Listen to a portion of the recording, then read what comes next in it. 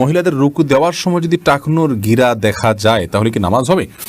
হায়েজ অবস্থায় কোরআন তেলাওয়াত শোনা ও জিকির পড়া কি যাবে? ফজর, মাগরিব এবং এশার নামাজে সূরা উচ্চস্বরে না পড়লে নামাজ হবে কিনা? ওযু ছাড়া মোবাইলে কোরআন পড়া যাবে কিনা? নামাজে সূরার কোনো আয়াত বাদ পড়ে গেলে কি নামাজ ভঙ্গ হয়ে যায়? এর জন্য কি সাউ সিজদা দিতে হবে? ধৈর্য বাড়ার উপায় কি? আমার ঠান্ডা লেগেছে, নাকের সর্দি অনেক সময় জামায় বা গায়ে লেগে যায়, এতে কি নাপাক হয়ে যাবে এবং নামাজ পড়া যাবে? আমার মাথায় সবসময় টেনশন কাজ করে, থেকে বাঁচার উপায় কি? নামাজরত অবস্থায় আজান কানে পৌঁছালে নামাজ পড়া যাবে নাকি সে অবস্থায় থেমে গিয়ে আজান শেষ হওয়ার পূরণে পড়তে হবে? মানুষ মারা যাওয়ার পর নাকি উপর থেকে আমরা যা করছি তা দেখতে পাই, কতটা সত্য জানাবেন। উযু করার পর পানি বালতিতে সংরক্ষণ করে পরে টয়লেটে ব্যবহার করলে এটি গুনাহের কাজ হবে কিনা? আমরা যারা প্যান্ট পরি তাদের অনেকে প্রস্রাব করার সময় প্রস্রাবের শেষ ভাগে বসা থেকে উঠে দাঁড়াতে হয়, না হলে প্যান্ট নাপাক হয়ে যায়। এ সময় দাঁড়ালে কি গুনাহ হবে?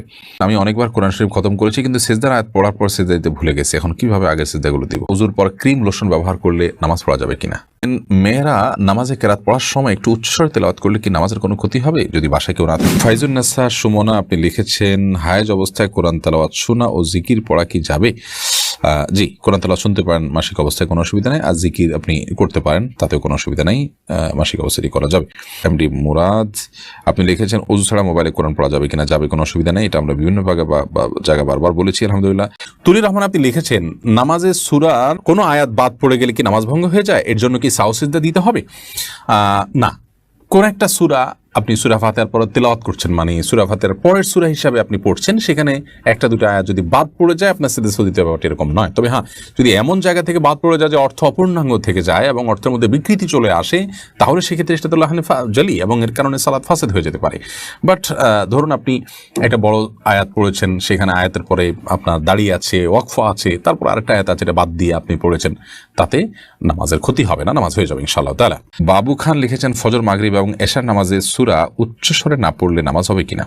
ফজর, মাগরিব এবং এশার নামাজের সূরা আপনি যখন জামাতে পড়বেন তখন উচ্চস্বরে পড়া আবশ্যক, এবং একা একা যখন পড়বেন তখন উচ্চস্বরে বা আপনি আস্তে যে কোনো পড়তে পারেন। অতএব জামাতের সাথে পড়লে এটা উচ্চস্বরে পড়া আবশ্যক, যদি না পড়ে ইমাম সাহেব তাহলে সেক্ষেত্রে সিজদা দিতে হবে। তরিকুল ইসলাম লিখেছেন, আমার ঠান্ডা লেগেছে, নাকের সর্দি অনেক সময় জামায় বা গায়ে লেগে যায়, এতে কি নাপাক হয়ে যাবে এবং নামাজ পড়া যাবে? নামাজ পড়া যাবে, এতে নাপাক হবে না, তবে চেষ্টা করেছি অন্য কিছু দিয়ে এটাকে পরিষ্কার করার, লেগে গেলে নাপাক হবে না। ধৈর্য বাড়ার উপায় কি? বোন সাদিয়া আক্তার সুস্মিতা আপনি লিখেছেন, ধৈর্য বাড়ার একটা উপায় হলো ধৈর্যশীল মানুষের সাথে থাকা। যারা খুব বেশি ধৈর্য ধারণ করতে পারে, মানুষগুলোর সাথে উঠা বসা করেন, তাদের সাথে চলাফেরা করেন, তাদের সাথে সময় কাটান, তাদের সান্নিধ্যে থাকেন, দেখবেন ইনশাআল্লাহ আপনার মধ্যে সবর এবং ধৈর্য আসবে। আর শেষে আল্লাহ তাআলার কাছে দোয়া করতে হয় যে আল্লাহ আপনি আমাকে সবর দান করেন, আমি যেন ধৈর্য ধারণ করতে পারি, আমি যেন সবর এখতিয়ার করতে পারি। সেজন্য আল্লাহ তাআলার কাছে বেশি থেকে বেশি আপনি দোয়া করবেন। যেমন একটা দোয়া আছে সূরা বাকারার 250 নম্বর আয়াতে আল্লাহ তাআলা বলেছেন, দোয়াটা শিখে দিয়েছেন, রব্বানা আফরিগ আলাইনা সবরা, হে আল্লাহ আপনি আমাদেরকে সবর যেন আমরা করতে পারি সে তৌফিক আপনি দান করুন।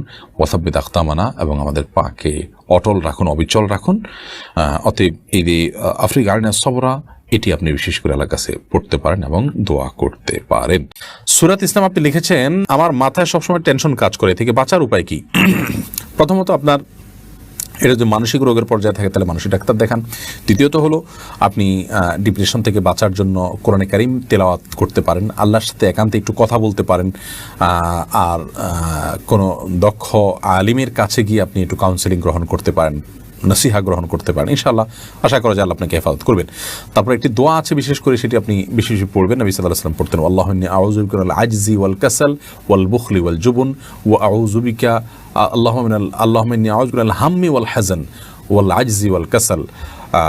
এর অর্থ হলো যে আল্লাহ আপনার কাছে আমি পেরেশানি এবং টেনশন থেকে মুক্তি চাই। তাহলে আশা করা যায় আপনি দুশ্চিন্তা মুক্ত হতে পারেন। এই দোয়া বিশেষ করে পড়বেন।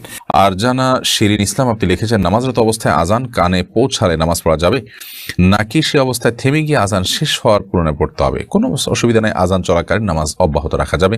আপনি সালাত শুরু করেছেন, নামাজের মধ্যে আছেন, এর মধ্যে আজান শুরু হয়ে গেছে, আপনার থামার দরকার নেই, আপনি নামাজ কন্টিনিউ করতে থাকবেন, মুয়াজ্জিন তার আজান অব্যাহত রাখবেন।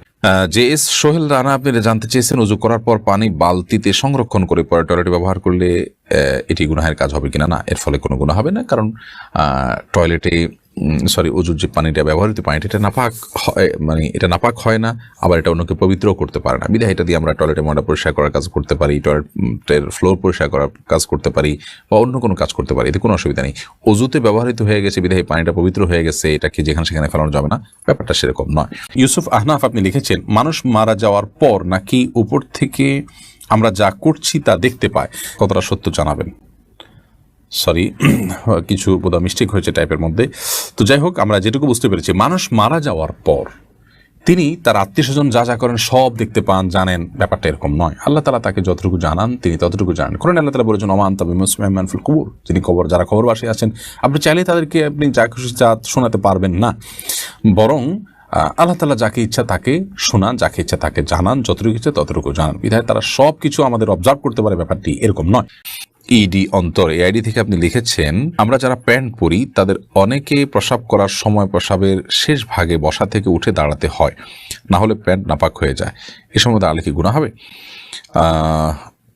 এরকম পোশাক পরাই উচিত নয় যে পোশাক পরে আসলে পেশাব বসে করতে, স্বাভাবিকভাবে করতে অসুবিধা হবে, সে পোশাক পরাই আমাদের জন্য উচিত নয়। কারণ দাঁড়িয়ে পেশাব করা আমাদের জন্য যেমন ক্ষতিকর, তেমনিভাবে এটি হাদিসের আলোকেও নিষিদ্ধ। নবী সাল্লাল্লাহু আলাইহি ওয়াসাল্লাম এটি করতেন না।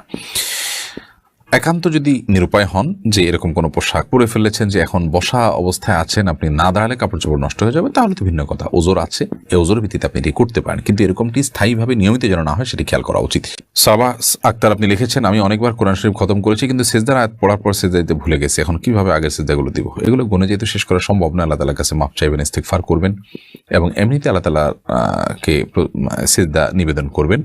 যদি লিমিটেড হতে পারে, যে এই পরিমাণ হতে পারে, তাহলে সেক্ষেত্রে অন্তত এখন হলেও কাজা হলেও দিয়ে আল্লাহু আকবার বলে সেই সিজদাগুলো দিয়ে শেষ করবেন। আনুফা আক্তার লিখেছেন, ওযুর পর ক্রিম লোশন ব্যবহার করলে নামাজ পড়া যাবে কিনা? ওযুর পর আমরা যদি ক্রিম, লোশন, তেল ইত্যাদি ব্যবহার করি তাহলে আমাদের পবিত্রতার কোনো অসুবিধা হবে না এবং ওই ওযু দিয়ে সালাত আদায় করা যাবে। এটি আমাদের অনেক ভাই বোনের প্রশ্ন। অতএব আপনি সালাতের পর আপনার ত্বকে ক্রিম ব্যবহার করেছেন, এই ক্রিমটা তো আর নাপাক কিছু নেই, এখানে যদি নাপাক কিছু না থাকে তাহলে সেক্ষেত্রে এটি আমাদের ওযু ভঙ্গের কোনো কারণ নয়। এবং সেই সাথে আপনার তেল বা এ জাতীয় যত কিছুই হোক না কেন, এগুলো যদি আমরা ব্যবহার করি সেগুলো আমাদের ওযু ভঙ্গের কোনো কারণ নয়। ওযু করার পর যদি ওযু ভঙ্গ হয় এমন কোনো কিছু করেন তাহলে সেক্ষেত্রে সেটি আমাদের সালাত আদায়ের ক্ষেত্রে প্রতিবন্ধকতা তৈরি করবে, কারণ আমার ওযু চলে গেছে, নতুন করে আবার ওযু করতে হবে।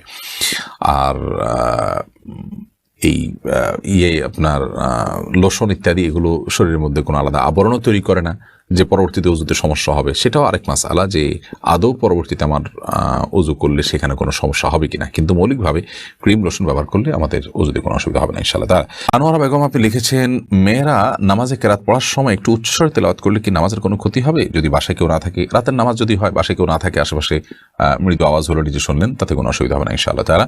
এরপরে রাগিবুর রহমান সাবিত আপনি লিখেছেন, মহিলাদের রুকু দেওয়ার সময় যদি টাকনুর গিরা দেখা যায় তাহলে কি নামাজ হবে?